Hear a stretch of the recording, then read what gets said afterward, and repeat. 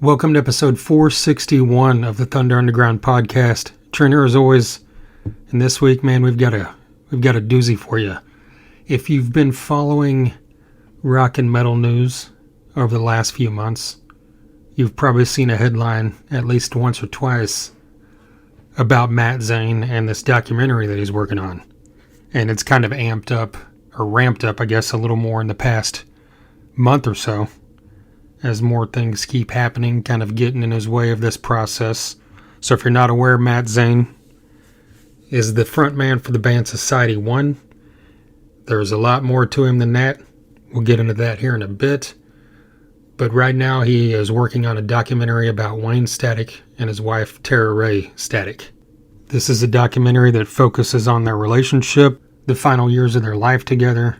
This is a documentary that, as Matt explains in the interview coming up, that Wayne and Tara spoke to him about, that they wanted him to make. So this was in the process while they were still alive. This isn't some thing where a guy is like, oh, I'm going to make a documentary about these people I know, see if I can make some cash. Now, this is a guy that is putting in a lot of effort to make a film to represent what they wanted the world to see about their relationship, because you know, that was in the news a lot, the rock news a lot back then, of course, with the ongoing battle of the original members of Static X, and that's where we're at now again as well, because those members of Static X are trying to stop this from happening, and that's something that Matt goes into great detail on. Pull up his socials. You can see tons of clips from other podcasts he's been on talking about this. He's got posts every day, and like you would expect, you know, it's a very polarizing comment section. Half the people are in support of him, and half the people are in support of Edsel Dope and Tony Campos for some reason. I don't want to say that I'm on Matt's side or anybody's side here, but just judging by what little I know and what little I've seen even before talking to Matt, I would shift my allegiance towards him. Just, you know, based off of, like I said, what I know. Nothing against the members of Static X, but it just seems like this isn't a guy trying to cash in. This isn't a documentary that's going to make fuckloads of money. So it's like, you know, why? You know, what is coming out that is so against what, you know, the narrative that Tony Campos wants out there, I guess. I don't know. You know, with all that being said, I do want to, you know, say that I had Tony Campos on this podcast a few years ago. You know, when they were talking about the new album there with Edsel on vocals before it was officially announced that it was Edsel. I thought the music was great, but again, this is music that, you know, was part of Wayne's world, you know, so I can see where the argument is against it. I thought it was well done in the fact that they made Edsel that character, that Zero, as everybody's calling it, the zombie Wayne. I thought that was a cool gimmick, but I really think that it should have been that one and done. You know, kind of like Hell Yeah did. Like, they went out on a tour after Vinnie Paul passed away. I mean, that's a totally different situation. They were obviously on great terms, great friends, but they went out on a tour, you know, celebrated in tribute to Vinnie, and then shut it down. You know, obviously, Tony Campos probably wasn't sitting around thinking, oh, I want to go out and pay tribute to someone that I've been talking shit about, and that's been talking shit about me.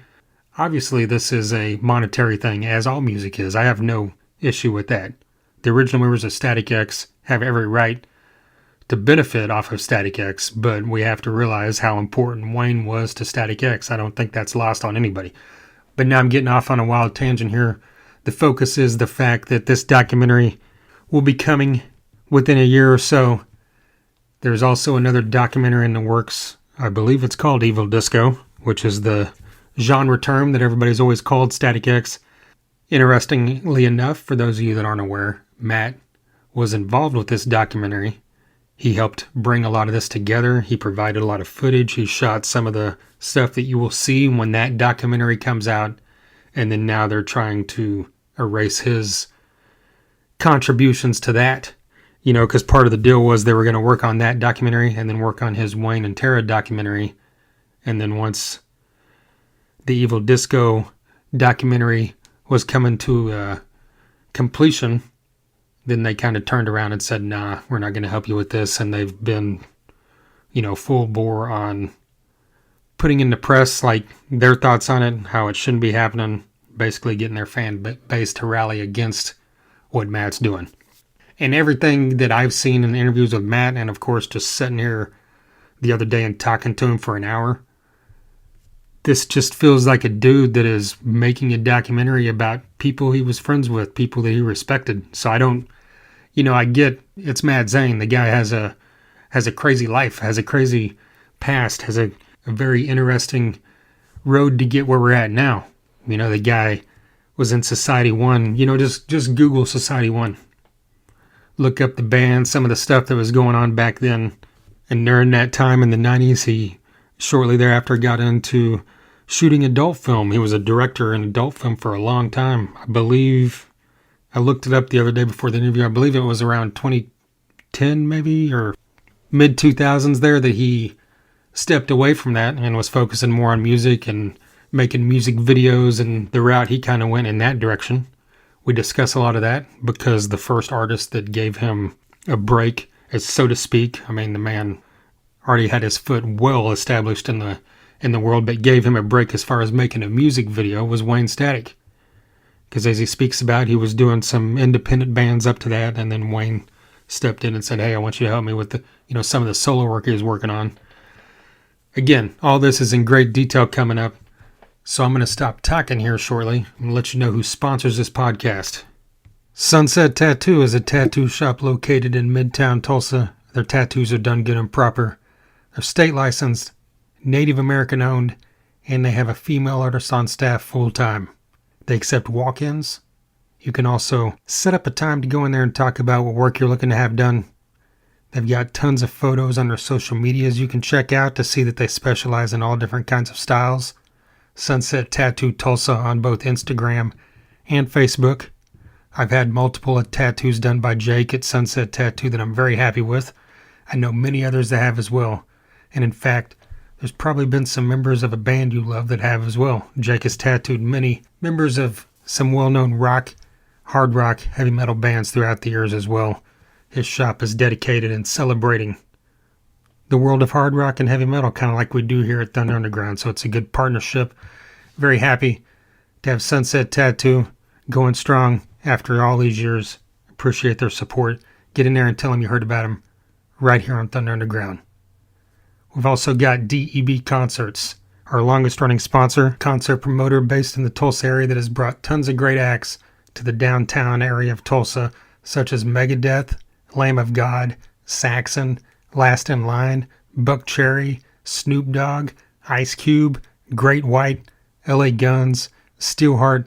The list is massive and long, and it's ever growing. DEB Concerts books the Roadhouse DEB concert stage at Rocklahoma every year. That also includes the pre-party, which is included with your 3-day ticket. This year at Rocklahoma, you can check out rocklahoma.com for the full lineup, which features headliners like Slayer, Godsmack, and Papa Roach. But the DEB concert stage specifically will feature Plush, She Hates Me Not, a Van Halen tribute called Jump, 7 Foot Monkey, an Ozzy tribute called Ozzolution, Molly Hatchet, Slaughter. Hey, Mark Slaughter has been on this podcast twice, and the almighty Ugly Kid Joe. One of my favorite vocalists of all time, Whitfield Crane. One of the most underrated bands ever, for their first time at Rocklahoma here on the 20th anniversary. Super excited to be able to see Ugly Kid Joe once again. If you haven't, you're in for a treat. DEB Concerts. Hit him up at debconcerts.com to be kept up to date. And of course, we keep you up to date right here. And speaking of Rocklahoma, the Rocklahoma Bitches are back as a sponsor leading up to Rocklahoma 2026 once again. They've been an institution at Rocklahoma dating back to 2011, 15 plus years now. Almost the full 20 years. I've personally been fortunate enough to make it to every Rocklahoma since 2007. I'll be out there once again this year in 2026 along with the Rocklahoma Bitches. Christy and Kendra are very supportive of the community of Rocklahoma. That's what they're out there. They're always out there hosting events at the parties that go on in the campgrounds.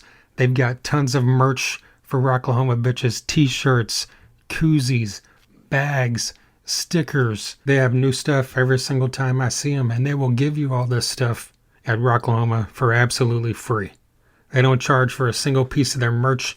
They're always flying around to campgrounds, passing out this stuff to support Rocklahoma and support their love of the festival-going experience. They're very charitable besides just their merch. Christy always bids on the autographed guitars the Rocklahoma auctions off every year for charity, and she usually walks away with one. Rocklahoma Bitches also sponsors the Cancer Sucks benefit that happens in Tulsa every year at the end of November to, of course, raise money for cancer. That happens at the Canes Ballroom. Rocklahoma Bitches, super excited to have them back, partnered with Thunder Underground, leading up to Rocklahoma once again.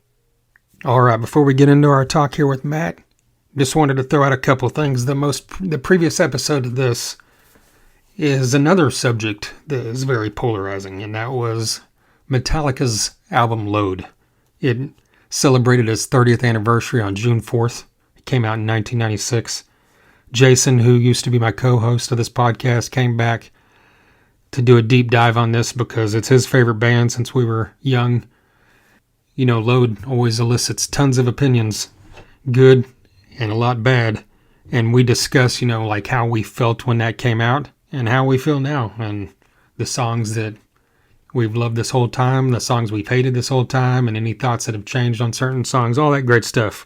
We did very similar back in May with the 30th anniversary of Pantera's The Great Southern Trendkill and Def Leppard's Slang.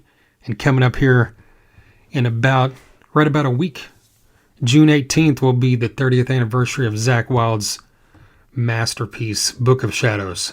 So we're going to do another deep dive on that. But besides that, recently, previous to those episodes, back in April, we had a lot of interviews going on. Johnny Kelly, the drummer of Typo Negative, got to talk to him well over an hour, one of my favorite bands of all time. Also had on members of Tesla. Tommy Scio is the third member of Tesla to make it on this podcast. Axel Rudy Pell, Philip Schaus of Ace Frehley's band, and Accept. So much other great stuff that's happened here in recent months. John Bush was on here a few months ago. My favorite heavy metal singer of all time. So I've been able to talk to get some bucket list ones knocked out this year so far. Coming up here very soon as well, PJ Farley will be returning to the podcast. PJ Farley is, of course, a founding member of Trickster, which is still going strong today as a three-piece, and he's been a member of Chris Jericho's band Fozzy for the last 6 or so years. We're going to talk about all that great stuff coming up. Last time he was on the podcast was about 6 years ago, because it was maybe a month or so before it was announced that he joined Fozzy. And he chose not to break that information right here on this podcast, so can't win them all, right? All right, enough talking. Let's jump into this interview with Matt and hear what he has to say about this documentary he's been working on for quite a long time. Here is Matt Zane.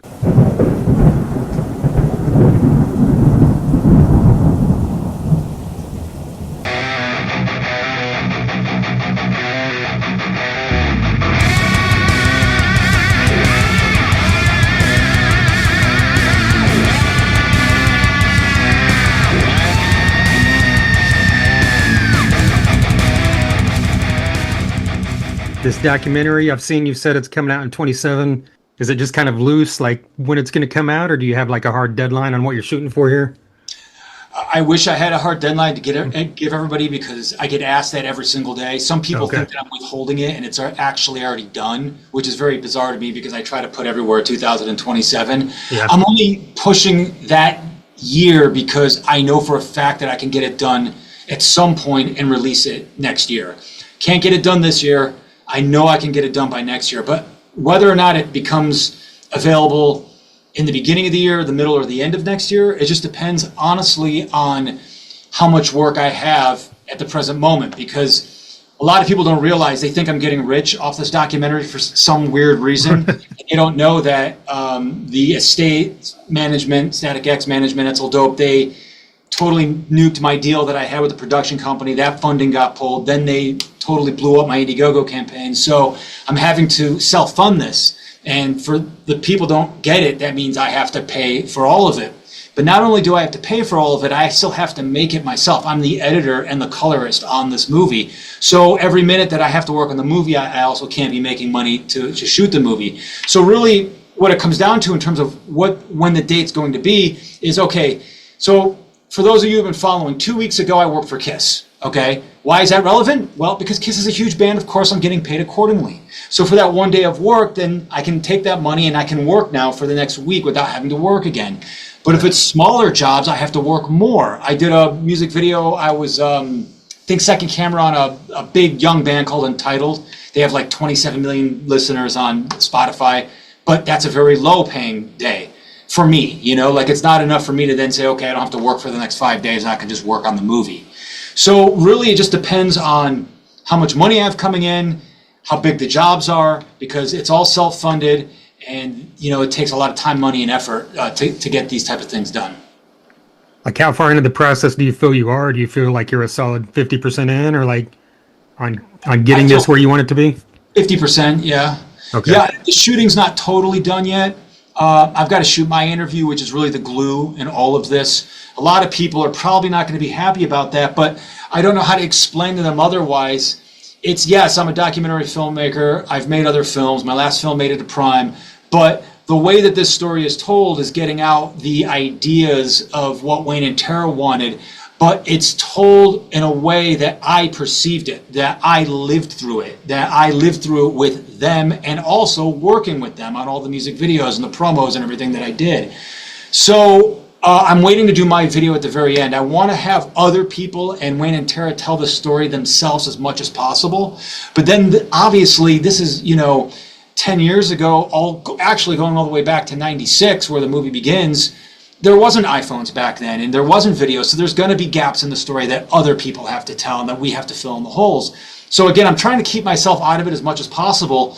But I'm saving my video at the end, my interview at the end, so I can kind of fill in all the gaps that other people couldn't. Because for the reality is that I really was there the last 7 years, and I was there at the very beginning.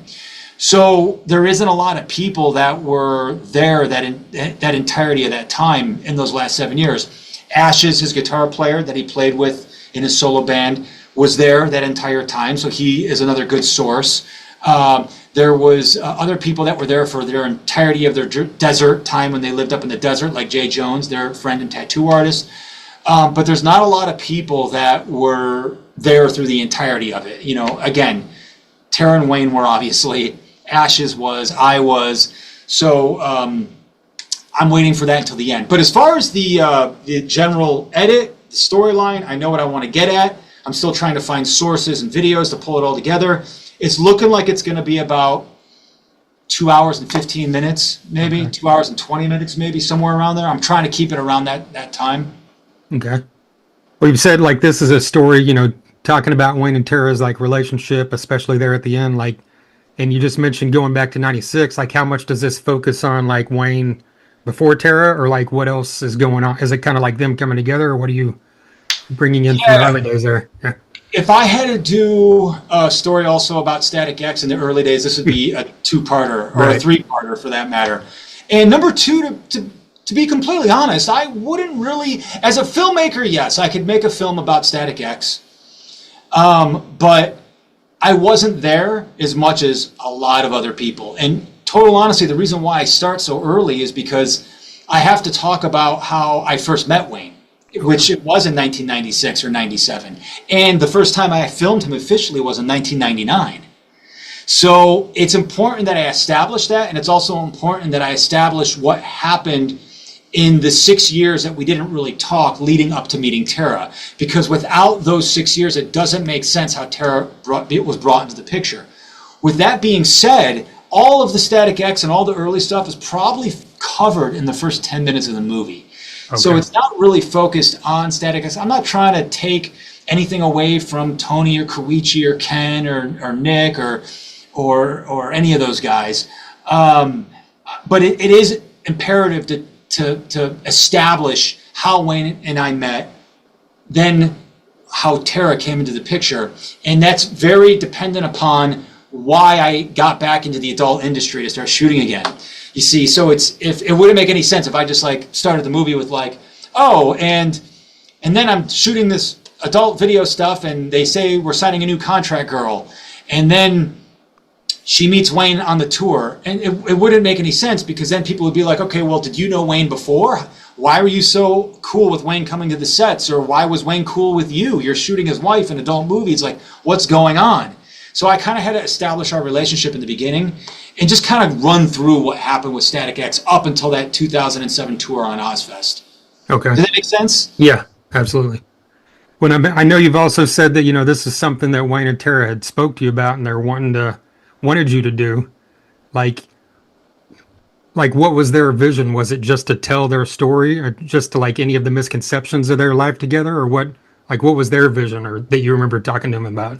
That was a big part of it. But when we originally started talking about this, I did the Noise Revolution video. I directed it for Wayne with DMC, his last music video ever. When we shot that music video, that was maybe 14 months before he passed. That video came out in late December 2013. That's literally 10 months almost before he passed. So by that time in their life, they had gone through the ringer, and Wayne and Tara were battling with a lot of things. So after that video, the reason why I bring it up is, as we were leaving, Wayne pulls me aside and he says, I have a project I want to talk to you about. And it was a week or two later is when he called me, and that's when we started going over all of this, and we talked about it for months. So I had a very good idea of what they wanted to attain, and basically at that point in Wayne's life, he was very set on a couple of things. And again, I'm giving away a lot of the idea of the movie, but I don't mind, because you need as much promotion as you possibly can to get people to see these things in this day and age, in the attention economy that we're in. Right. But Wayne, there's a couple things. Like, obviously he wanted to profess and talk about his love of Tara and their strengths in their relationship and the importance of the bond between the two. I think that's pretty apparent to people, regardless of what they think. He also wanted to get the point across that he was done with Static X. It was done. It was over. I know one of the main contentions that is coming from the Static X camp is that Etzel Dope went on a 10-day tour with Wayne in May, and I was actually on that tour the last day I played it, that he had a conversation with Wayne at that point in May of 2014 that said that he wanted to get the band back together, which, again, is incredibly and highly unlikely, because at that point, Wayne was all about,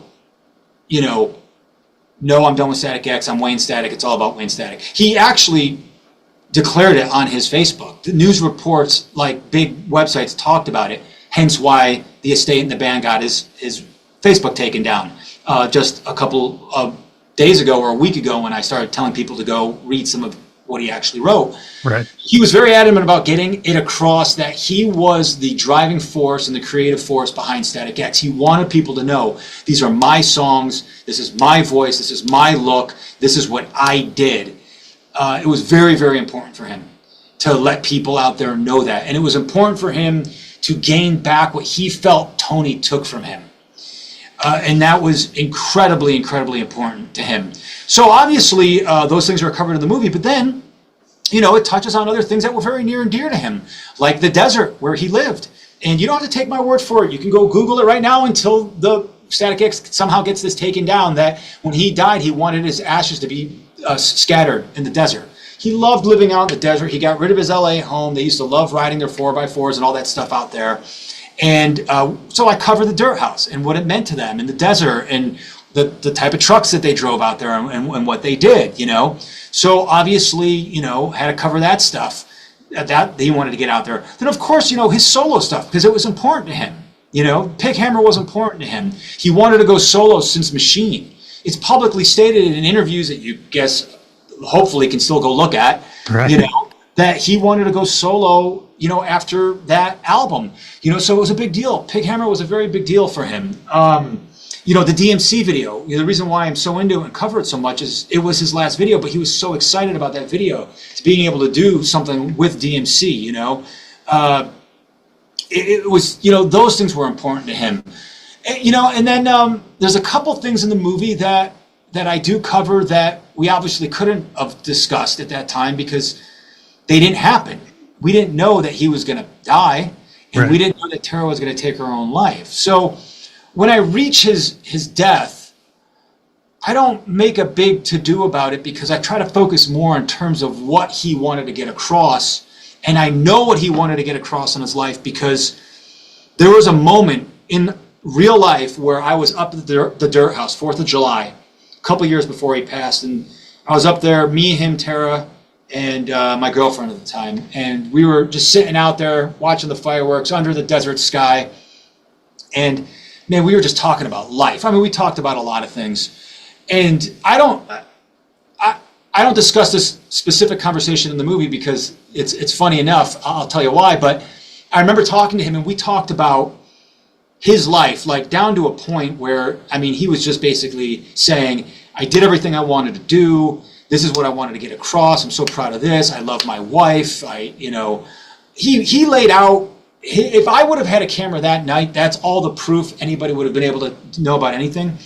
But when he told me that conversation, and it was all night long we were up there, that was almost the basis of trying to shoot the other parts of the movie that we didn't talk about during those emails and those phone conversations, because I kept remembering, oh, this is what he said, this is what he said. And so I was like, okay, well, how am I going to put this in the movie and fill in these gaps of things that I know to be true because he freaking told me? Nobody's going to believe me because everybody thinks I'm a jerk off because Static X kept me hidden the whole 6 years I worked for them on purpose and wouldn't put my name on anything.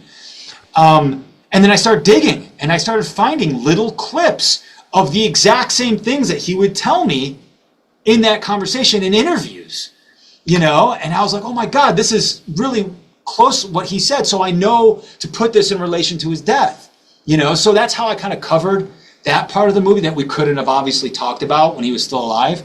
And then the real creative license that I take in the movie, and full disclosure, is Tara's death, is her suicide, because they had a suicide pact, and I don't know how.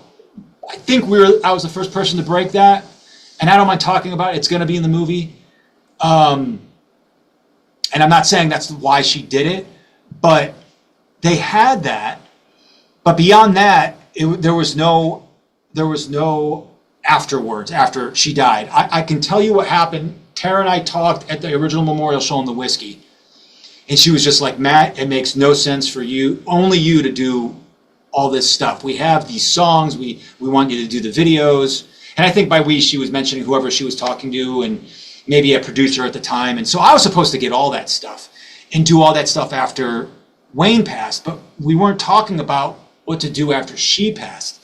The only thing that we know, and by we, I mean her friends, her roommate specifically, who I'll talk about, is that when she, ended her life, it was in Jay Jones' house, her roommate's house. And she left notes and instructions and talked to Jay about it. And again, reaffirming that I was supposed to get all of this stuff and do all this stuff and make this documentary. And they ultimately really wanted a biopic as well. But I have to do this first before I can try to tackle that. And that I will need the family's approval on, so that's a longer shot than anything. But still, with those notes and everything like that, Tara was like, we want this documentary made, we want this biopic made, but she didn't necessarily say how to be construed or how to tell the aftermath of her story when she decided to leave this world. So my creative license in the movie really only comes in at that part, because I have to make a decision. How am I going to present her death and present her now after these things happened?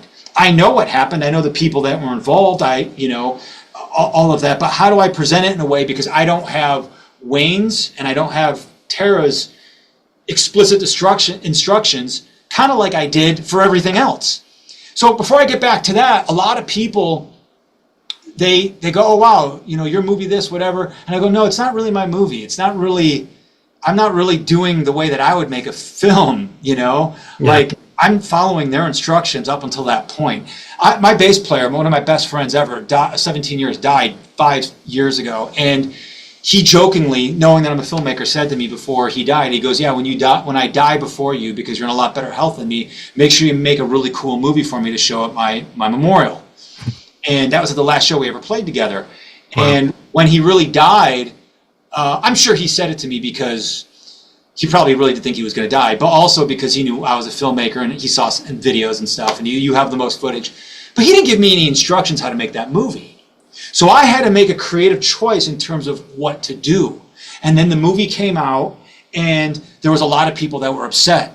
Even though it won an award and the whole bit, and it was at a film festival, a lot of his friends from his hometown were upset. Why didn't you focus on this and that or whatever?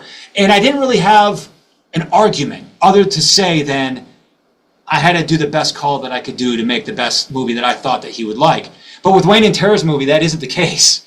I'm making the movie they wanted. Right. See, up until the point when Tara passes. Then I had to make a decision. All right, how do I cover this? And I take a very hard stance. And it's a very brutal and a very honest part of the film, because I felt it was incredibly important to hold a mirror up to all those people that bullied her and treated her like a piece of shit and still talk about her like she was garbage.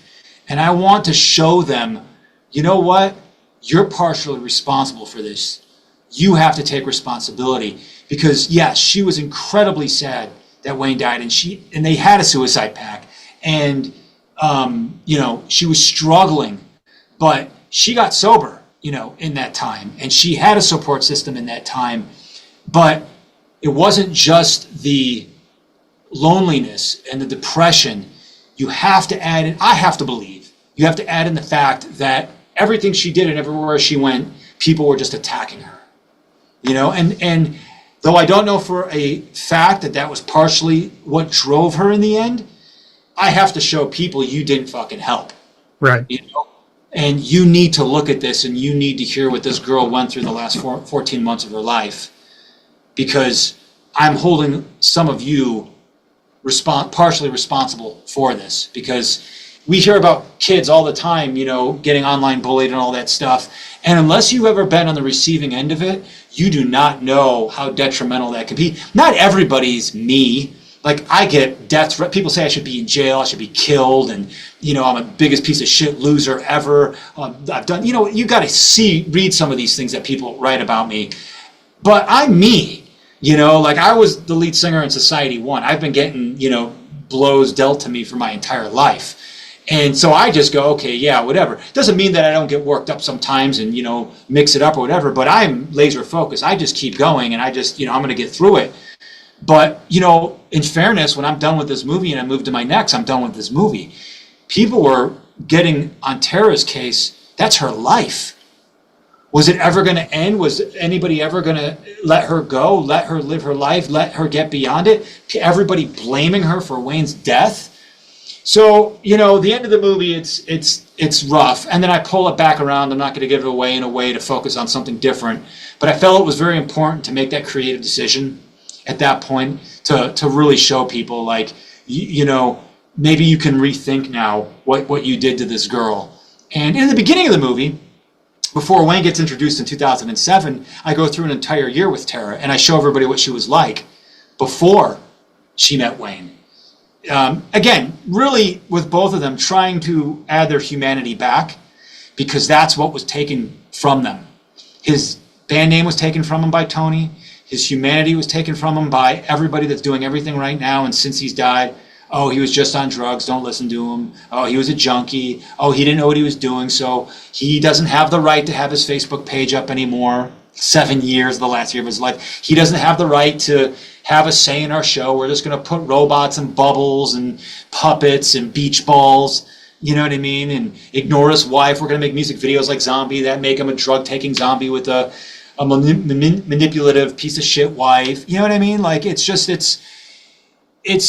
they've lost their ability to be able to fight back, have a voice, do anything. And that's what this movie is going to do, is going to give them all that back. But they wanted all that back anyways by 2014, because that's everything they were doing to him back then. It wasn't to the extreme that it is now. Wayne would be losing his shit. They took down his Facebook page, took down I don't know if you got to see Crash by Mephisto Odyssey and Wayne Static before it was taken down a couple weeks ago. It was up to 1.7 million views. It was released a couple months ago. People were loving it. They took that down too.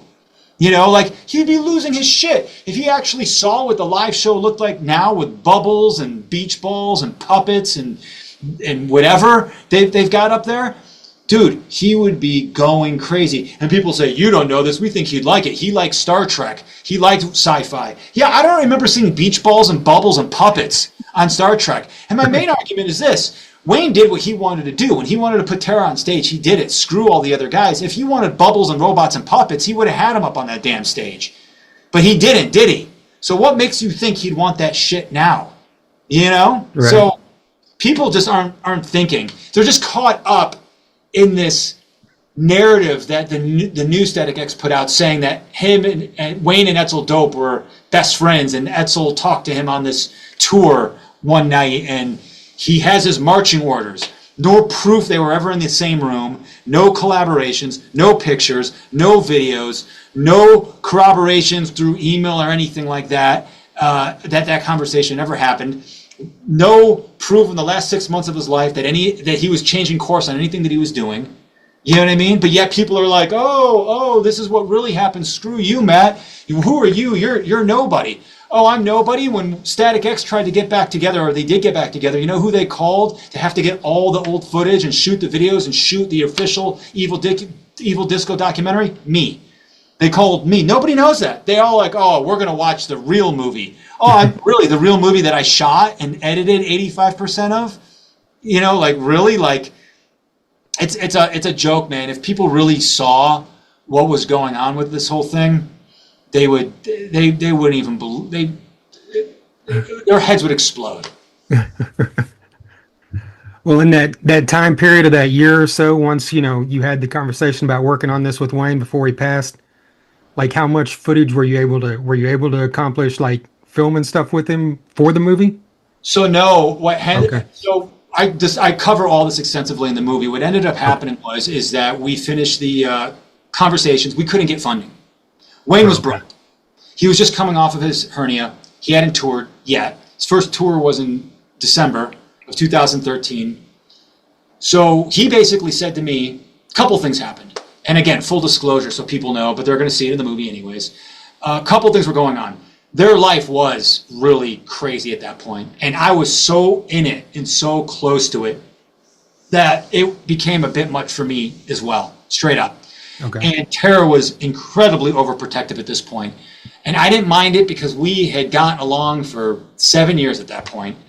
But after that, you know, she got really, really kind of aggressively overprotective, and some of that kind of bled into our relationship. And I didn't want to get caught up in it at that time. Wayne and I were still totally cool, never had an issue. But when they asked me to go up there, you know, to shoot them, to start this thing, I was just kind of like, well, we don't have the funding, Wayne. I really can't afford it also. But in the back of my mind, I was kind of like, you know, with Tara, I don't know how it's going to go, you know. So Wayne basically just said, look, let's take a break. You know, let's just reconvene later. And I think this was, at this point, December. He goes, I've got this tour I'm going to do. It was the Wisconsin Death Trip tour, which was, he's going to play the whole album, you know. He goes, let's just talk, you know, in a bit, and we'll get to this later. And I said, okay, great news. You know, I figured at that point, cool heads will prevail. Tara and I can reset. They can feel better. They can make some money. They can get back out there. Because you got to remember, man, like, nobody knows this. Wayne was gone for like a year, in bedbound, triple hernia surgery, no money, fighting with Tony, lawsuit in Kentucky. I mean, there was a lot going on. So we're like, okay, cool. I was still talking to their manager at the time, who was Lindsay Heller, you know, so everything was cool. We were talking, whatever, you know, and then we had the same agent also, Wayne and I. So then the tour came up, and Danny, the agent, was like, yeah, you know, do you want to do the Wayne Static tour with Wayne? And I said, oh my God, I'd absolutely love to, but I've got like 3 shoots booked. It was only 10 days, the Noise Revolution tour. It was only a 10-day tour. And I said, well, no, I said, but since this is business, go officially, I'm not going to call Wayne, just ask him if I can do the last show. He goes, yeah, sure. So he calls up Wayne. Wayne's like, oh, absolutely. Yeah, put Matt on. So I do the show. I stick around. I see them in May, last show of the Noise Revolution tour. And for those that are curious, yes, Edsel Dope was on that show too, but he left before Wayne even got in the building. I can tell you, my guitar player will tell you the same thing. He was there. So that imaginary conversation didn't happen that night. But he walked into the show that night. We saw each other. And when we saw each other at that point, which, we hadn't talked then for a few months at that point, it was a good reset. Tara saw me, totally happy. The vibe had shifted. Everything was like cool again, And we went up, we talked. She's like, baby, look who's here. She's talking to Wayne, Oh my God, what are you doing? Yeah, I don't know if you remembered or not, that I was even going to be on the show, But it was everything was good, And I thought, all right, I'm going to go out. I'm going to watch the show. I had to shoot literally the next day, so I couldn't stay for the whole show. But I figured, all right, cool. We could just reconvene after after the holidays, and then maybe we can, or around the holidays when things slow down, and we can finally get to this. So I talked to his tour manager, Eddie Ortel, that night, and they had some other stuff booked. They had some more touring to do. China was coming up. So I figured, okay, I'm going to go do my work, let them do some more touring, whatever. And that's kind of where we left it. Everything was fine. It was all reset. I had a time frame in mind, and we just never got to do it. So that's why we never shot that year. And I openly talk about it like I wasn't around a lot in that last year, but it wasn't like it was a very conscious thing on all our parts, because it was just kind of like Matt's been so embedded in our life and things are getting a little messy, and just maybe we need some time. And he was right, because when we saw each other, it was all good, and I thought we'd just get back to it, and we just never were able to do it, because if I remember correctly, he had that tour starting with Power Man 5000. So I just figured, okay, well, after that, it's going to be the holidays. I think that tour started November 1st, and I think he'd be off in December, and I thought that'd be great, because that would only be less than a year from when the DNC music video came out. So I just figured perfect timing, We took this little time off. Not even a year. We've already talked. We've already seen each other. We know our schedules, and then we can I'll just hit him up then. Because I was really never about bothering Wayne all that much. It's not to say that I didn't call him at times, which I did, but in all honesty, he called me way more. Like, I would just be here at my place, and he'd call me and go, I'm up the street, I'm coming over with Tara. You know what I mean? Or he'd be like, let's go bowling. Or we'd go to a movie premiere. Or we'd be at his rehearsal spot. Or whatever, or he'd just call me, oh, we're doing the DMC video. Oh, I need this, I need that, what's going, you know what I mean? Like, he'd call me from the road, oh, dude, I've got this hernia, don't tell anybody, I wanted to talk to you about it, whatever. Oh, Brent just left the band, or he's leaving the band, or something, you know what I mean? Like, so we would talk a lot, but I would never reach out for the most part, because I didn't necessarily want him to think that I was ever, like, looking to him to get things from him. There were a couple of times when I wrote my first book, I asked him for a quote. I have the email, so I can prove it. We talked. He loved it. He thought it was great. It's a great message that he wrote me. But it wasn't often. I let him call me more times than not. And so after the tour happened, that last day on the tour, we talked. I just figured, okay, let him do his thing. Let him get through the China show and this tour he's got with Power Man, and the holidays will be great. And then I'll really start to push towards this. And that's why that really happened. Now, in retrospect, I totally regret it. Absolutely. I beat myself up about it almost every day, because what I could have done is, when he said, well, none of us has any money, can you still come up here and live with us for a month or two, or whatever it was? I could have been like, all right, I'm just going to beg, borrow, and steal and figure out a way to get this thing shot. And I could have went up with them. And if I would have done that, I think a lot of the animosity towards me would have already been quelled, because there's already an insurmountable amount of footage and pictures to prove that we were, very intimately intertwined in terms of our work and our friendship. But if I would have had that, then that just would have been it, you know? But besides the fact that people, I think, would have been more open to it if I had that footage, I just regret not being able to spend that 2 months with them, you know? Because it was right there. It was right there for all of us. But you can't make those decisions when you're in them. You got to remember, we're not thinking about, back then I wasn't thinking about it like I do now. Oh, I'm never going to see my friends ever again. Right. It was, back then it was like, I've seen you motherfuckers too much for the last 7 years. Like, and again, I'm not trying to be crude when I tell you this, but to show you the extent of the relationship that we had, like, it was at one point, man, and I've told this before, but people are going to think it's creepy and weird, but like straight up, like, they called me up one day and they're just like, dude, we want you to film us having sex because when we get old, we're not going to be this hot anymore. You know what I mean? Like, we never did it, but seriously, that's how personal it was. You know, like, and they were serious. This wasn't a joke. Like, Right. I would have done it if I would have been like, all right, well, you know what I mean? Like, Well, they know what you do too, so it's not like just asking a random friend. well, it wasn't just that. I shot Tara. Right. You got to remember, I shot, you know, the majority of her films. So, so back then when we reached that point, all of us just thought, well, fuck it.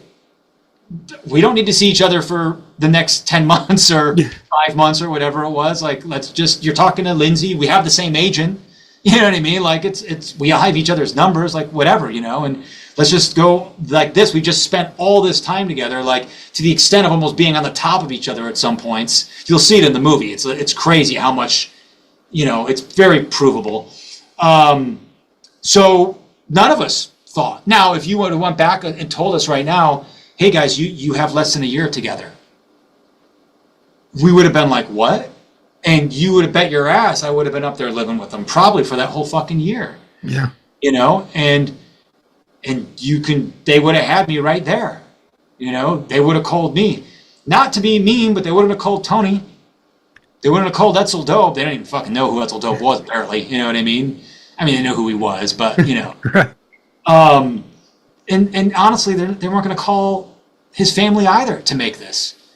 And he loved his family. It has nothing against them, but he didn't call them for creative decisions. He called me. Pig Hammer Promo, me. Assassins of Youth called me. DMC called me. Documentary, me. It's just the way that it was. You know, shit, when they wanted me to shoot him for having sex, they called me. You know, so, yeah, if we would have known, of course, I think all of us would have been like, well, shit, we better go do this. So I kick myself more than anything about that, because it's also about, I know they would have specifically gotten everything they wanted out up there. And then I also get really upset about all the footage that I did lose, because at the time of shooting it, I didn't think it was that big of a deal. And I had no idea it was going to be so important. I have a lot of footage, but I lost just as much. There was one night, Wayne called me and said, we got to start working on this Assassins of Youth music video. It'll be easier in person. We're not up at the desert. We're down at our rehearsal space. Come down here and spend the night with us. Okay, cool. I said, Wayne, this is going to be a big meeting. I don't want to take notes. Let's just put a camera up. Okay, no problem. Pop the camera up, and just the three of us in front of the camera. 5 hours.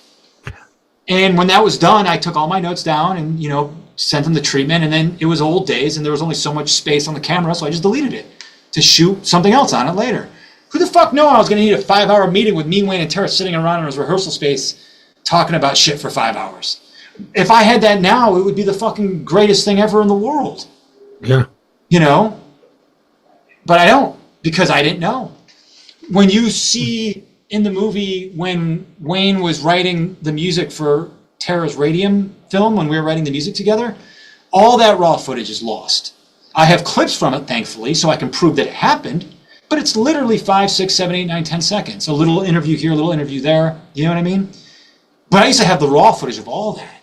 So when I think about all the footage that I lost, I want to kill myself. Like, I get so angry because the movie would have been even better. And then what kills me the most, I think even more than anything, was that when Tara died, she left all that stuff, and Jay was supposed to get it over to me to make the documentary. She gave it to the parents. And I don't blame her. it's Wayne's parents. But if I would have gotten all of that, the movie I'd be able to make would have been 5 times better. And I would have been able to do a soundtrack with it as well, you know? But it didn't go to me. And there's nothing I can do about that. And the family thinks that I am the devil because of what Etzel, Dope, and Tony have told them about me. Even though up until the point of making this movie, I was totally fine. Tara's mother used to write me on Instagram saying thank you for saying nice things about my daughter, because I would do it before anybody else would, right? Wayne's sister, Amy, I was in the room with her last year when she saw the rough cut of Evil Disco. I was in the room with her, talking to her. Talked to her afterwards, no problem. I filmed her for that movie. When you see that interview footage of her in that movie, I'm the one behind the camera. Real story, so no problems. Wasn't until all of a sudden, gonna make the movie, it's gonna be reality, and Matt Zane's the devil. He's the Antichrist, you know? And this information, unfortunately, it's hard to get out there because they're doing everything they can to make sure that it's not out there, and they're doing everything they can to silence the things that back up what I say. For example, on Wayne's Facebook page, thank God I screen grabbed it, there was a post on there that he said, "My good friend Matt Zane." And it was in regards to some other things, but he didn't have to say that. He could have said director. He could have said, "Oh, we're going to go make this video's coming out next." But he said, "No, our good friend Matt Zane." Right there, Wayne Static's words. If you looked at every other post that he had for 7 years, go tell me how many other people that he mentioned by name and how many people said our good friend. If there is one more, I'd be surprised. There may not be one other person up there. So what did they do? Took down the whole page. You know what I mean? Right. So it's crazy, man. It's crazy, you know, having to go through this. And for some reason, I've become the voice of Wayne and Tara. It shouldn't be me.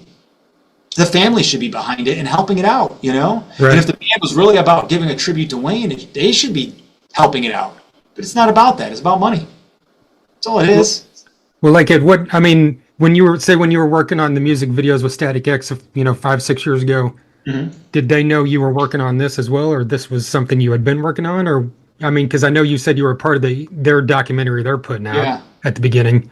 Yeah. But was it common knowledge within them that you were working on this Wayne and Tara doc as well? Yeah, what ended up happening was initially they contacted me for another video project, and I said, well, why are we going to do that? Let's just do what Wayne wanted to make a documentary. They said, great idea, let's do it. So I was all in with them on the documentary initially. It was about Wayne. But then it started to shift. It started to become also about the new band. Okay. And I basically said to them, I go, well, look, guys, I'm not going to be naive about this. You have your opinions about what happened in your own life, in your career, and now you've got this new band that's doing very well. I said, okay, you're allowed to tell that story. Who am I to tell you you're not? But it's not what I signed up for. But I'll tell you what, I'll continue to work on your movie, but let's split the movies and make a separate movie all about Wayne and Tara. And they said, yeah, let's do it. That sounds fair. So yeah, the last 2 years that I worked on that movie, they were completely aware of the fact that I was working on the movie, and they were all for it. And the idea was that I would use no Static X music in my movie. I'd only use Pighammer. I'd get one unreleased track that Etzel's holding on to. It would be about Wayne and Tara, and none of the original or new members of the band would be in my movie. And we agreed to all of those terms. And so everything was fine. And I was working on their movie while simultaneously working on a different movie that came out last year, Everyone Dies, Rock Stars Don't Count. Sold that movie to Prime, got me attention, went to go take a meeting down at a production company. They said, what are you doing next? I said, oh, I'm doing a movie about Wayne Static and Tara Ray. They're like, oh, that Evil Disco doc? I go, no, I worked on that, but this is a sequel. Oh, so you actually are doing something different than this? And I go, yeah. They go, we want it. This was on a Monday. They're like, we can cut you a check Friday. Just get the management and the estates in here. I said, cool. Hit up Etzel.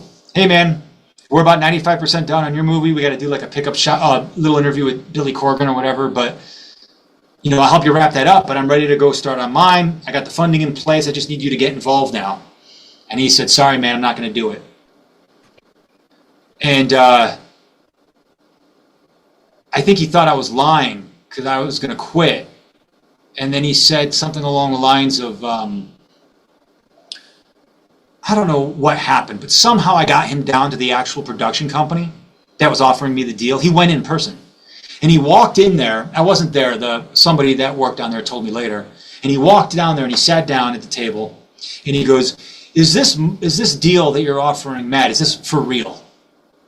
And they looked at him and looked around. This is like a $17 million a year. They've got like a shitload of movies that, and they're like, what do you mean, is it real? Yeah, it's real. And after they told him it was real, he was like, no, I'm not going to do it. Not going to do it. And that was it. He's like, I'm not interested in having to make this deal. And that's a big enough slap in the face. But for those that really want to know the worst part about it, no, that is the worst part about it. Another part that's equally just as bad is that all those few years that I worked for them to make that movie and do all that stuff for them, I was making less than minimum wage working for them only because I was being promised the music and the movie at the end. So that was my payment for doing what I did for them. So not only did they stop that deal and send me a cease and desist and are doing everything they can now to discredit me, they also never paid me anything on the back pay. They never said, well, we're not going to let you do the movie, but now we're going to pay you for what you did for us. They were just like, I was literally making $100 a day. And for those that think that's a lot, because you can add up 30 days out of the month, that's nothing when you take into consideration what I was doing. Yeah. And it's not it's just the way the prices are. When you take into consideration how much interviews are or editing, like, I'll give you an example, man, like mid-level documentaries per minute to edit, every finished minute is $1,000. So if your documentary is 90 minutes, that's a $90,000 edit. That's not color grading. That's not sound. That's not graphics. That's not restoration. And I did all those. And their documentary was close to 90 minutes. Yeah. So, and that's on top of the music videos. That's on top of the commercials. That's on top of the promos. That's on top of the pictures. That's on top of the social media.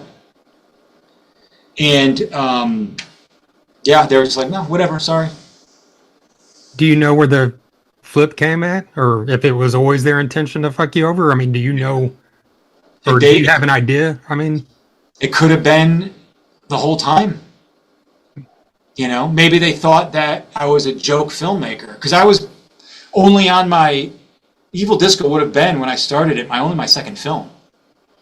But when they didn't know that Everyone Dies was going to get on Prime and, number one on Thunderflix and whatever, and then get offered, so maybe they thought I was just going to be like this guy on YouTube, because there's 4 unauthorized documentaries about Wayne Static right now up on YouTube. Some of them have like hundreds of thousands of views.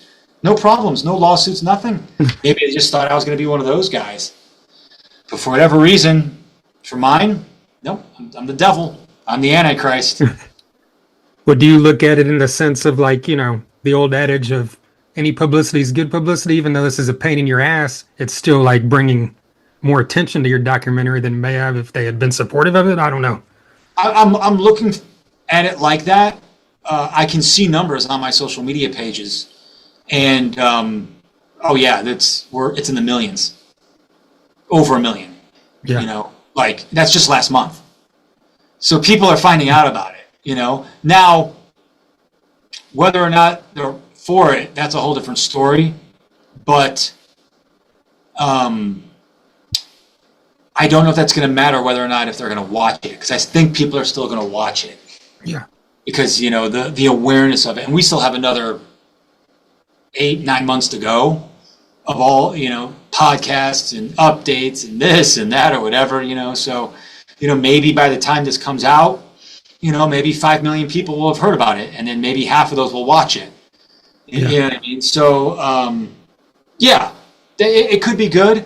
And it is a pain in my ass, but whatever, like it's part of filmmaking. It's part of my career. It's part of my life. And ultimately, this is something that Wayne and Tara wanted. And I don't care how you slice it. They're taking their voices away from them. It's inarguable at this point. You can make whatever excuses you want, but when you're pulling down Facebook, Wayne Static's Facebook page, think about it, man. Right. Would you want that to happen to you? Like everything that you're doing with your pod, can you imagine you dying and somebody just going, "Oh, we're just Let's gonna let's just wipe it down. Let's just wipe it, and we're gonna rewrite it with bubbles and robots and puppets and beach balls." I don't know. My podcast might be better if it had bubbles. I don't know. Maybe it would, but you didn't. If you wanted bubbles, you'd have a bubble machine right here. That's true. Yeah. If you wanted beach balls, you'd have them on the wall. See, imagine that. Instead of the things back there, they just put beach balls back there. Right. That bubbles coming up. You know what I mean? And instead of you, they're gonna stick a robot mask on you, or like a mask on you somehow, because they're like, oh, it's an homage to you. You know what I mean? So yeah, I don't know. You know, what are you gonna do? This is part of being a filmmaker, you know, and a creative. And more than that, they were my friends, and somebody's got to stand up for them and get it out there. I'm not going to make it my life's work, obviously, because eventually it's going to have to come to an end. But it's not going to end until I get to the point where I feel that everything they needed is truly out there. Whether or not people find it in the future, that's hopefully up to fate a little bit. But that's the goal. Once I can get it all out there, all these updates, all these things, because people just keep saying to me, like, dude, this is so stupid every day. This is all you're posting about. Well, dumbass, last year, all I posted about last year was my other movie I was doing. Right. You know, like, what do you want me to do? This is what I do. But it's not just that. It's about the fact that I'm just flooding the zone with as much truth as possible, just to have it be out there, so the next kid that learns about Static X, that thinks that they're a robot with bubbles and beach balls and puppets, know that there was really a guy that was the impetus for all this great music that was truly evil disco and not this bullshit, you know, giant evil disco puppet coming out at the beginning. That's how they start their shows. It's a big fucking puppet, like disco ball. Yeah, they had disco balls in their videos and shit. Okay, well then great, put a disco ball up. Don't put a fucking puppet. You know what I mean? Like, if Wayne wanted a puppet, he'd have a fucking puppet. Right. You know? So, but that's really the goal. It's just to get it all out there, drop the movie, and then just let it do what it does. Maybe 1 million people see the movie, then they go back and search all these podcasts and all these updates and all these videos, and people come to the truth. And then Wayne and Tara get their voices back, and they can know really what their intentions were. I can only hope. I mean, you kind of alluded to it earlier, and you mentioned everyone dies. Like, when you're, you know, that film, obviously you're telling your story. So it's 100% you coming out on film.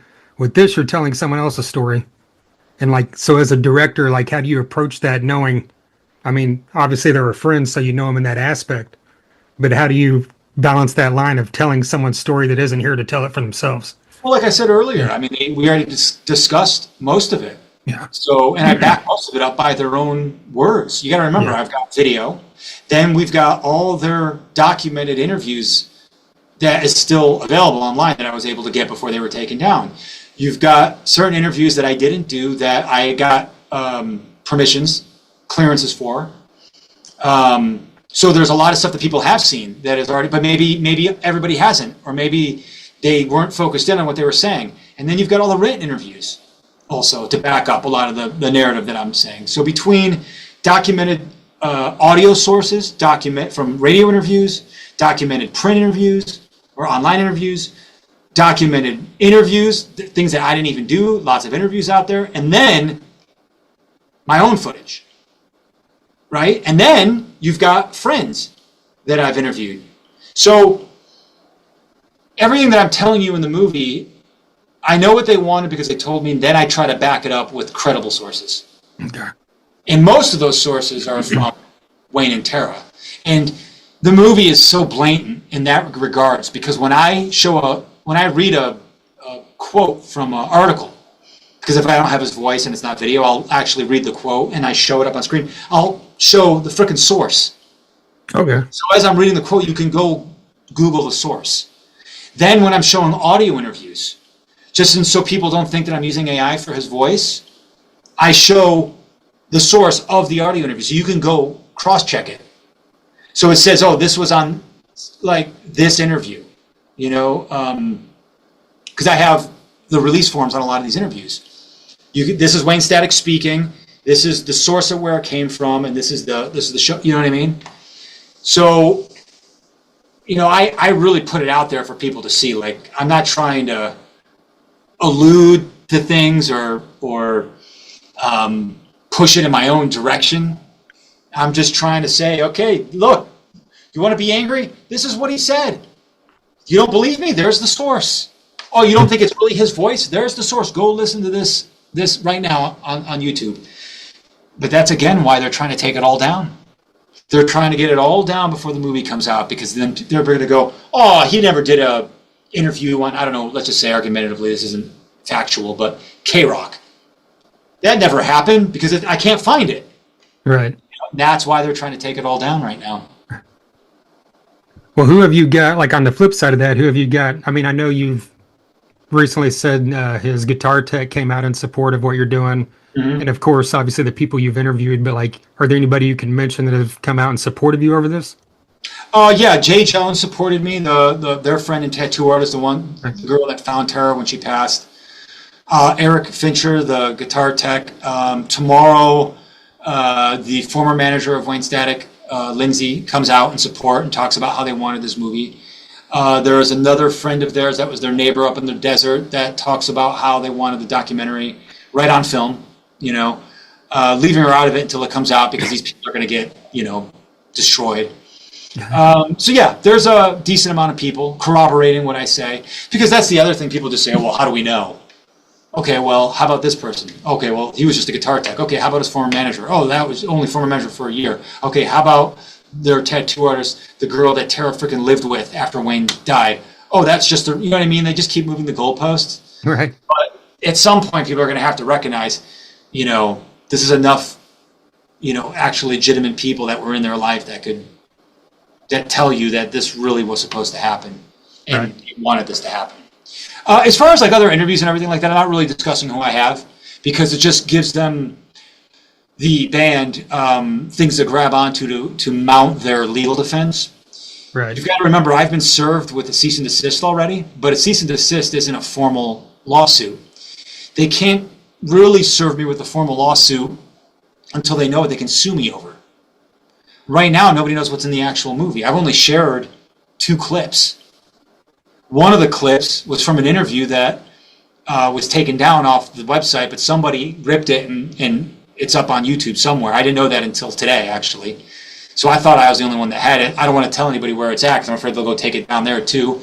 So I felt comfortable showing that clip. And the other clip was a personal clip of us when Wayne bought Tara her car for the marriage. When we were on the Dave Navarro show, and I showed 20 seconds of that clip. But besides that, I've showed some screen grabs. But besides that, nobody knows. So how are they going to sue me yet? Right. See, so what are they going to do? They're going to sue me over an interview that was done by the Gauntlet. They'd have to go sue that guy because he owns the right to that footage. And as long as he gave me permission, I can use it. So they couldn't sue me over that. The private footage of just them, it's like 20 seconds. I didn't put it up for sale. So what his lawyer's going to do? You're going to sue him over what? And it wasn't even directly on the screen. It was behind me. I just moved out of the way and showed it on one of my monitors. So it's like picture within you know what I mean? Like, yeah. So I'm being very careful about showing what's in the movie because they're going to sue me. But they can't sue me until they know what's in the damn picture. Right. It's like the P. Diddy documentary. Until it came out on Netflix, he couldn't sue him. Yeah, he sued him for $1 billion after it came out. But until it came out, it's still on Netflix. That's what's going to happen to my movie. I'm going to get it done. I'm going to sell it somewhere, maybe Prime, who knows. It's going to go up. They're going to give me a lawsuit, but they ain't going to take it down until that lawsuit concludes. Right. But if I were to be giving parts of the movie away now, they would know what they could sue me over it. Right. But like, dude, you could come out tomorrow and say, I'm going to make a movie about Wayne Static.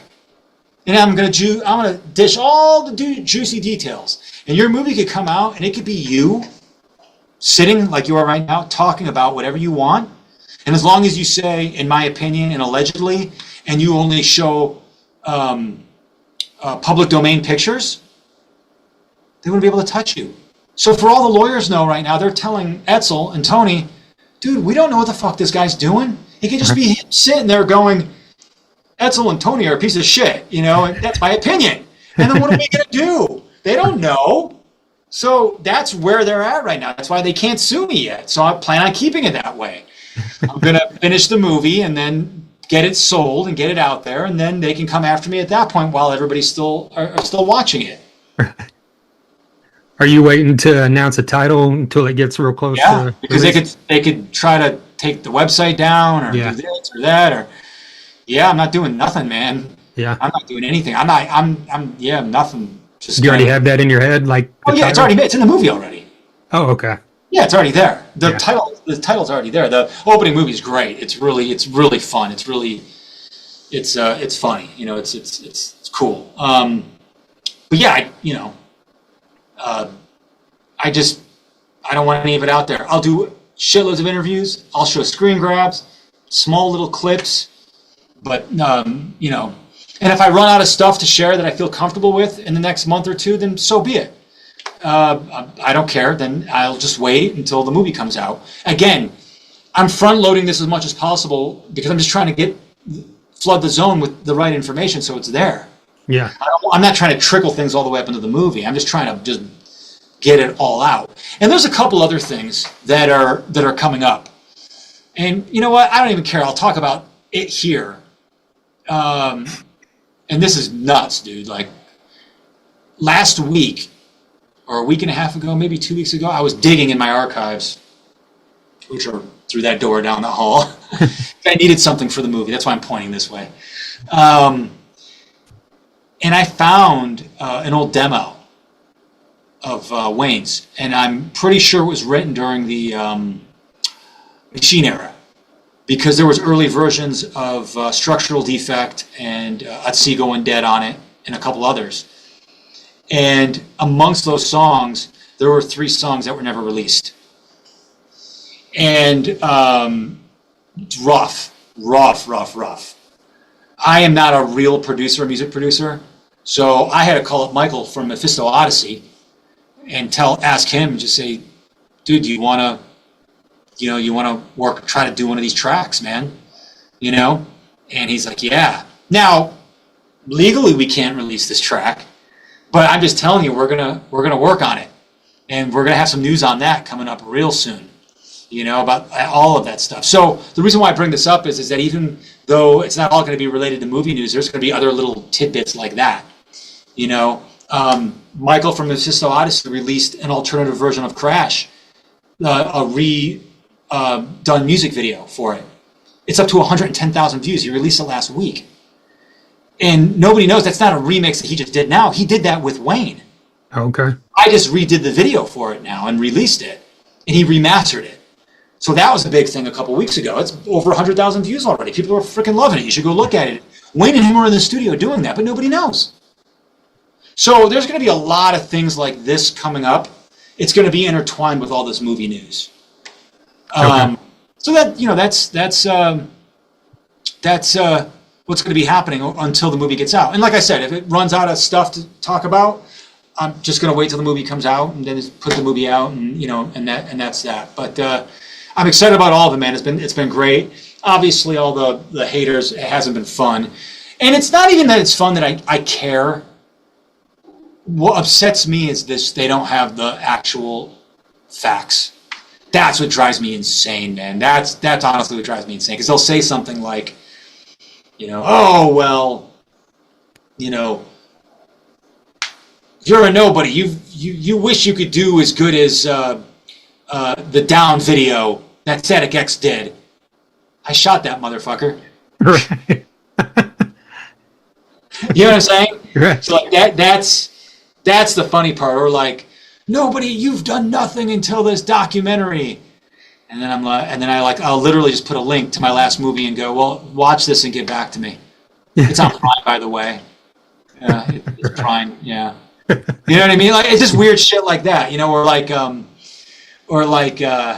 I said something, I think last week, that I was like, okay, everybody online, go find all your videos and pictures of Etzel Dope and Wayne Static together. And people were like coming back to me with AI responses like they were best friends. And I'm like, that's not a picture or a video. Go find a picture or video. Nobody could find any.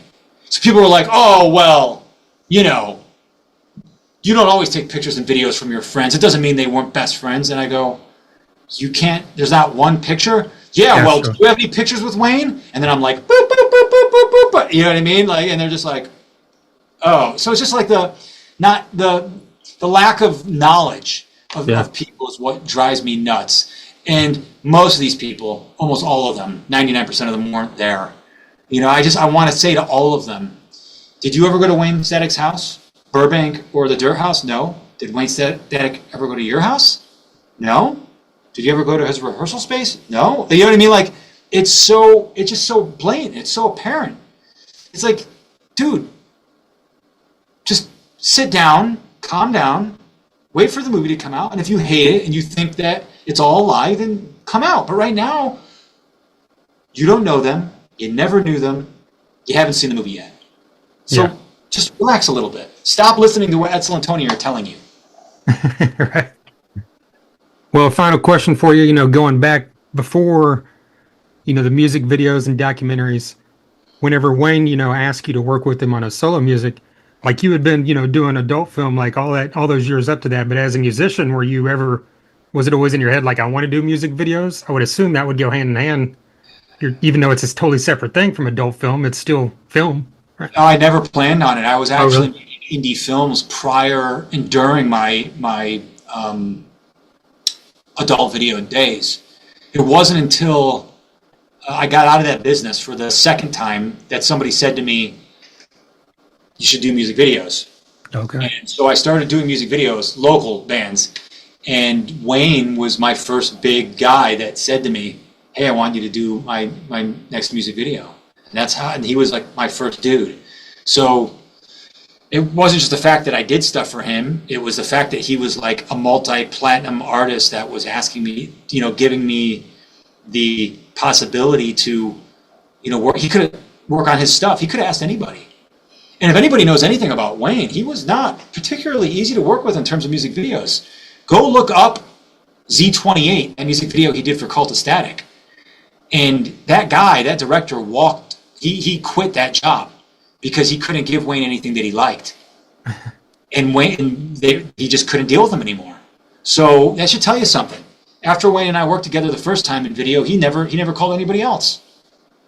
So, and on top of that, and on video, his favorite video he ever did, out of all the videos he did, more than Push It, more than Cold, more than any video, his favorite video was Assassins of Youth. I did that video. Yeah. I have him on video. It's not even my video. There's a clip of it online you can go find. He said, they're like, what's your favorite video? And he's like, Assassins of Youth. So, again, if people only knew. Do you know what it was that, that brought you on his radar? I mean, obviously you already knew who you were because of Society One, but you know what it was that brought him on your radar to bring you in to, do the music videos? Was it the indie films you're working on? Was it Tara or? It was, because my girlfriend at the time knew Tara. Okay. So she just called her up and said, hey, and Tara's like, let's hang out. Because it was after Tara left the business. First thing we did was go bowling. Okay. We're just bowling, and Wayne's like, yeah, dude, what do you think about this? What do you think about that? I'm like, absolutely, let's do it. It was that simple. So the very first thing we did for him, it's actually great, man. I have a lot of the raw footage still. This I do have, thankfully, is if you're familiar with Pig Hammer, his solo record? Yes. So you've seen the cover. If you have a CD, all those pictures, right? When he shot that, he was like, Matt, come down to this and shoot the video at the same time we're doing the pictures. So I have all of those photos when it was being done. I have all of that on video. Okay. All that stuff backstage. So I have stuff that I'm going to put out at the end of the movie of just us, of him shooting that. And parts of it are in the movie. But I have like so much I just couldn't put in the movie. It'd be like 30 minutes, But I have them shooting for that. I was down there when all that was happening. In filming. We were doing 2 at 1. We were doing a photo shoot and the beginning of the Static Killer music video. Okay. Yeah, so that part of that was released first as a promo. We were supposed to take a lot of that and then make the full Static Killer music video, but we just never got around to it because when we did Assassins of Youth, it's everything he wanted. But in all honesty, and he even admitted this himself, like Pig Hammer didn't do that well, so after the tour, he just kind of was moving back into trying to reform Static X, and we drop the rest of the Static Killer music video. But yeah, we were supposed to finish that also. We discussed it. We talked about it the whole bit. It was supposed to be like a serial killer thing, and there was all this shit involved. It was pretty wild. Like we were supposed to like I seem to remember it was supposed to be on a street. And a guy's like on a street and chasing the girl, and I don't know if it was supposed to be Wayne with the pig hammer and the thing, but like. Yeah, it was a whole thing that we were going to do. But that promo was supposed to be the beginning of the full video. And that's why it came out first. And that's why Static Killer is playing during that video. Because it was supposed to be just like a promo for Pig Hammer, but also like this video is coming. But we shifted gears when we decided to do Assassins of Youth after that. And we were going to go back to Static Killer afterwards. But instead he went, and the next thing we did, he got hurt with the hernia. And the first thing we did after that was Noise Revolution with DMC. Gotcha. Right on, man. Well, I really appreciate you taking the time. I'm really looking forward to seeing this once you get it all together and out. Well, watch it, and we'll get together after it comes out, and we'll have another. The only thing I can tell for you and all your viewers is when it comes out, watch it immediately and download it, because who knows how long it's going to be up. Good point. Will do. There you go, Matt Zane, filmmaker, musician, suspension artist. I didn't mention that, and it's not something that came up in the interview, but Google him on that. He owns the record for the longest, I guess, continuous suspension. Hopefully I'm stating that right. He broke the record that Chris Angel had set in a little under 6 hours, and he did it in like the Superman, kind of horizontal pose, whereas Matt did it in I believe on a thing I saw where he called it the suicide pose, where he was, hanging vertically, and he lasted over 6 hours. That's not something I have any knowledge on. Next time I have Matt on, I'll probably bring that up, because it's just, all that stuff when it comes to suspension or to any kind of like the Jim Rose circus, that kind of art form just baffles me and blows my mind. Like how you get to that point, like the training that it takes, or what you got to go through to be able to pull that off safely. It's hard to comprehend for me, as I assume it would be for a lot of people. But, look that up about Matt. Of course, you Google his name, you're going to find tons of adult films that the man directed back in the day. So if that's your thing and you want to see some of his work there, of course, check that out. And Society 1 has an amazing history, and you can check all that out by hitting up the documentary Everyone Dies. This is a documentary about Society 1 and Matt Zane and everything that kind of went on in the early days leading up to them going back on tour a few years ago, 2022, I believe it was. And speaking of all that, I should have brought it up to Matt, but I didn't.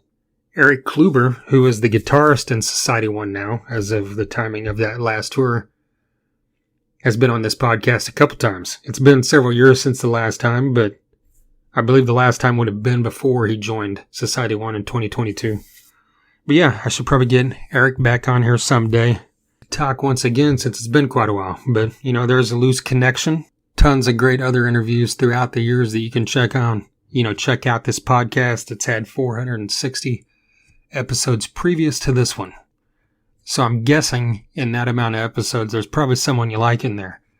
There's been members of Guns N' Roses, Motley Crue, Whitesnake, Megadeth, Kiss, Typo Negative, Corrosion and Conformity, Biohazard, White Zombie, more modern stuff like Skillet, Breaking Benjamin, Hellstorm, Three Doors Down, Trapped, heavier stuff like Killswitch Engage, Seven Dust, Battlecross, Avatar, Devil Driver, Tesla, one of my favorite bands of all time.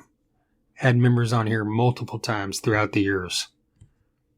Warrant, Firehouse, Slaughter, LA Guns, if you like the 80s rock.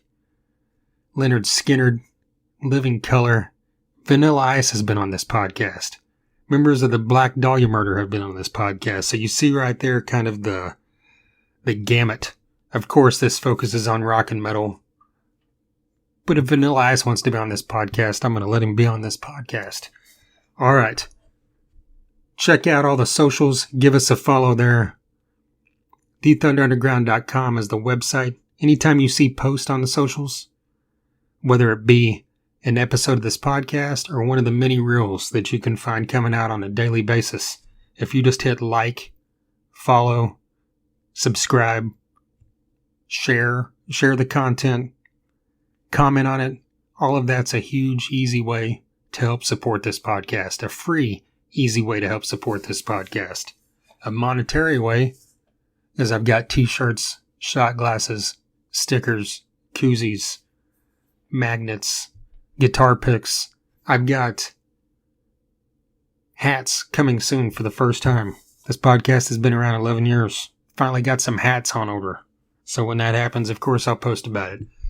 But again, thethunderunderground.com, you can listen to everything there. You can also listen most places podcasts are heard, like Spotify, YouTube, Apple Music, and so on. Wherever you're listening right now, hit like, follow, or subscribe so you don't miss those upcoming episodes like PJ Farley and our 30-year look back on Zach Wilde and some other stuff that I haven't announced yet. But until then, appreciate you listening. Once again, a massive thank you to DEB Concerts, Sunset Tattoo, Rocklahoma Bitches, and of course, Matt Zane. And until next time. Thunder Underground, y'all.